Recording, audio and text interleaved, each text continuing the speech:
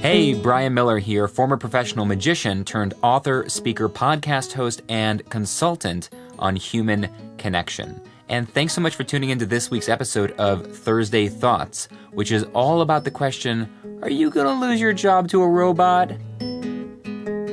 Philosophers and science fiction writers alike have been obsessed with the impending machine age, right? Man versus machine stories have long been enticing because they depicted a far-off and far-fetched future. Except it isn't far off or far-fetched anymore. We're living through it. Machine learning, automation, and artificial intelligence systems have workers all over the world concerned about losing their job to robots. And on some level, they're right to be worried. If you do repeatable, task-based work, then jobs like yours are on the way out, either to automation or outsourcing. And it's not hard to understand why. If your job requires no humanity at all, we don't need you. A robot will do it faster and more efficiently, or we can outsource it to someone overseas for much, much cheaper. Whether companies should or shouldn't be doing that is a conversation for another time. Like the question, do companies have a moral obligation to employ humans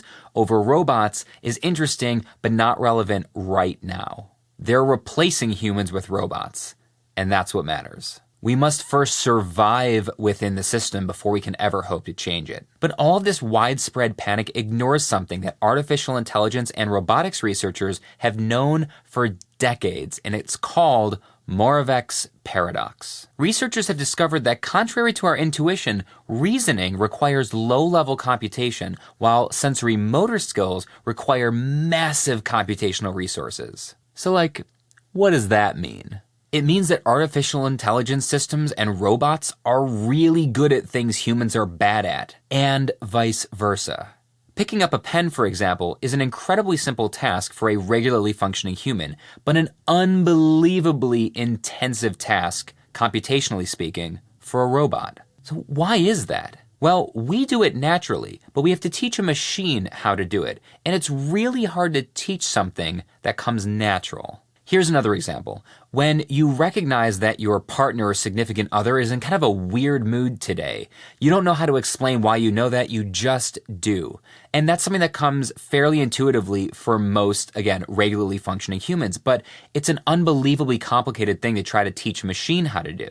In fact, it's still a pipe dream despite recent advancements in smart technology. High-level reasoning, on the other hand, which requires years and years of dedicated focus and training from humans, is an incredibly simple task for a computer. This is good and bad news.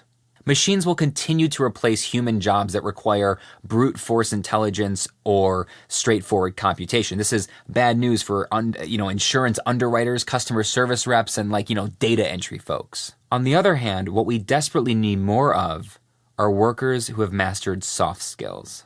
Interpersonal intelligence, empathy, connection, understanding. So if you're a receptionist and all you do is clock in, clock out every day, you're going to be replaced by a robot like yesterday. We just don't need you anymore. But on the other hand, if you're a receptionist who works really hard to make every single person that comes into that office feel heard and understood and valued as an individual person with dignity, you're irreplaceable. I've said it before and I'll say it again. Soft skills are hard, but they're also the key to a sustainable career in an increasingly unpredictable and automated world.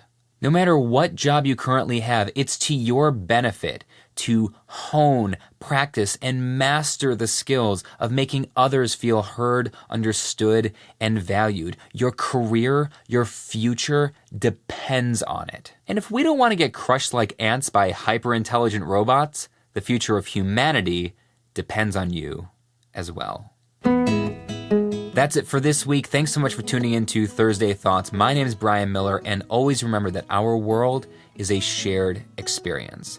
Every interaction is meaningful, and every person you meet is important. We'll see you next time.